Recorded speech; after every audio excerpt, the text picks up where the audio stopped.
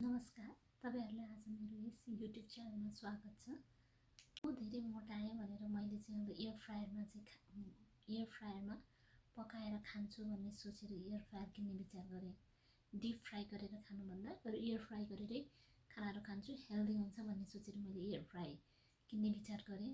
र air fryer किन्नुभन्दा अगाडि मैले चाहिँ यो एयर फ्रायरमा साच्चै खाना हेल्दी हुने हो कि एउटा मार्केटिङ गिमिक मात्रै हो भन्ने र चाहिँ रिसर्च गर्न थालेँ र मैले के पत्ता लगाएँ, के देखेँ त्यो कुराहरु तपाईहरुसँग आज म यस भिडियोमा शेयर गर्छु।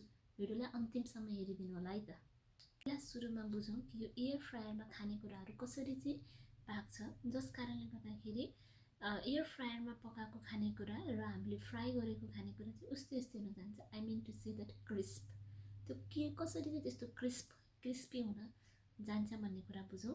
एयर फ्रायरले चाहिँ त्यसरी नै कुक गर्छ जस्तो चाहिँ कन्भेन्सनल ओभनले गर्छ। I mean to say air फ्रायरले चाहिँ आफ्नो तातो हावालाई चाहिँ भाडा तातेपछि तातो हावा आउँछ र त्यसलाई फास्ट मुभमेन्ट गर्छ।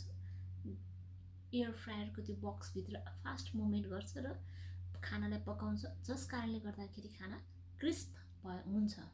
2015 मा international journal of health and food science को अध्ययन अनुसार प्रकाशित एउटा अध्ययन अनुसारमा चाहिँ एयर फ्रायरमा खाना पकाउँदाखेरि 70% जतिको फ्याट चाहिँ हाम्रो कम खानेकुराहरु 70% फ्याट कम हुन्छ एयर फ्रायरमा पकाएको खानाहरुमा। क्लिभल्यान्ड क्लिनिक र हार्वर्ड हेल्थ पब्लिसिङले पनि भनेको छ कि यो एयर फ्रायरमा पकाएको खानेकुराहरु चाहिँ हरुमा कम फ्याट भएको कारणले गर्दाखेरि मुटु रोग चाहिँ कम लाग्ने भएकोले गर्दाखेरि एयर फ्रायर चाहिँ गुड हो, मा पकाएर खानु चाहिँ राम्रो हो आफ्नो स्वास्थ्यको लागि भनेर चाहिँ भनेको छ। एयर फ्रायरमा पकाएर खाने भन्दैमा सबै खालका खानेकुराहरु चाहिँ हेल्थलाई बेनिफिटै गर्ने खालको हुन्छ भन्ने छैन। हामीले जुन कुराहरु बाहिरबाट प्रोसेस गरेर प्रोसेस फर्ममा घरमा आएर तताउने वा पकाउनेदैमा हुने खालका खानेकुराहरु चाहिँ हेल्दी हुँदैन। जस्तै चिकन नगेट्स होस्, फ्रेन्च फ्राइजहरु होस्, यिनीहरु भनेको चाहिँ अलरेडी यो जुन रेडी टु जुन यो मिल्सहरु जुन छ यिनीहरुमा चाहिँ हाई सोडियम र अल्ट्रा एडिटिभ्सहरु चाहिँ हालिएको कारणले गर्दाखेरि चाहिँ यो हाम्रो स्वास्थ्यको लागि चाहिँ राम्रो चाहिँ हुँदैन यदि हामीले एयर फ्राई गरेर पकाएर खाएछौं भने।